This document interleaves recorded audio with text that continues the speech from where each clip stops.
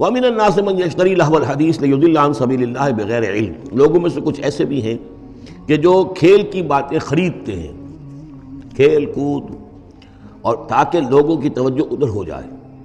اور یہ باقاعدہ کیا ہے. نضر بن حارث جو رؤسائے قریش میں سے تھا، اور اس شخص کا معاملہ یہ تھا کہ یہ حضور کے شدید ترین مخالفین میں سے تھا.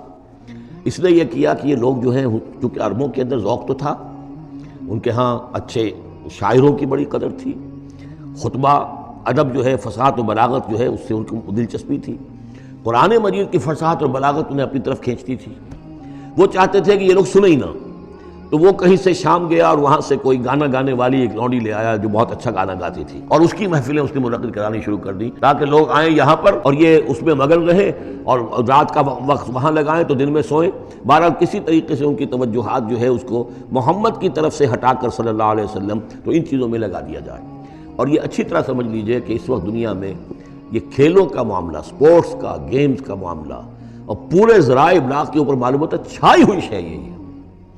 ٹی وی کے اوپر تو معلوم ہوتا ہے کہ دنیا کی اہم ترین شے جو ہے وہ یہ گیمز ہیں، ان کے ٹورنامنٹس ہیں. وہ وہاں ہو رہا ہے، یہاں ہو رہا ہے، وہاں ہو رہا ہے، یہاں ہو رہا ہے. یہ ٹینس کا ہے، یہ فلاں کا ہے، یہ تیراکی کا ہے، اور یہ گیم. اس لیے کہ اسی کو دیکھتے رہو. جو بھی وقت کوئی فارغ ہے، ظاہر بات ہے کہ کہیں ایسا نہ ہو کہ کہیں بیٹھے بیٹھے کہیں اچانک خیال ہی آ جائے کہ بھئی سوچے انسان میں ہوں کون، کہاں سے آیا ہوں، کہاں جا رہا ہوں، زندگی کا مال کیا ہے، مقصد کیا ہے. اپنے حالات کے بارے میں ہی سوچے، دنیا کدھر جا رہی ہے، قوم کدھر جا رہی ہے، ملک کدھر جا رہا ہے. نہیں، ان کو مست رکھو.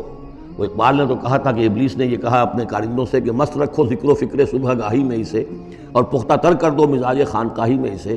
اس سے اگلی بات ہے کہ جو آج دنیا کے ابلیسوں نے جو ایجاد کی ہے، یہ کھیل کود، اسی طریقے سے یہ ایکٹرز، یہ ڈرامے، اور پھر ان کے ایکٹرز اور ایکٹریسز کی زندگیاں اور ان کے جو بھی سکینڈلز ہوں، جس طریقے سے کہ ان کو دنیا میں پھیلایا جا رہا ہے تاکہ وہ نوجوان نسل بھی بس ان دلچسپی میں پڑی رہے.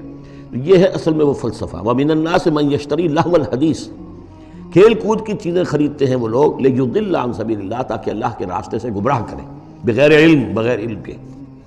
وَيَتَّخِذَهَا هُزُوًا، اور اللہ تعالیٰ کا جو معاملہ ہے اس کو یہ وہ ہنسی ٹھٹا بنا دیں.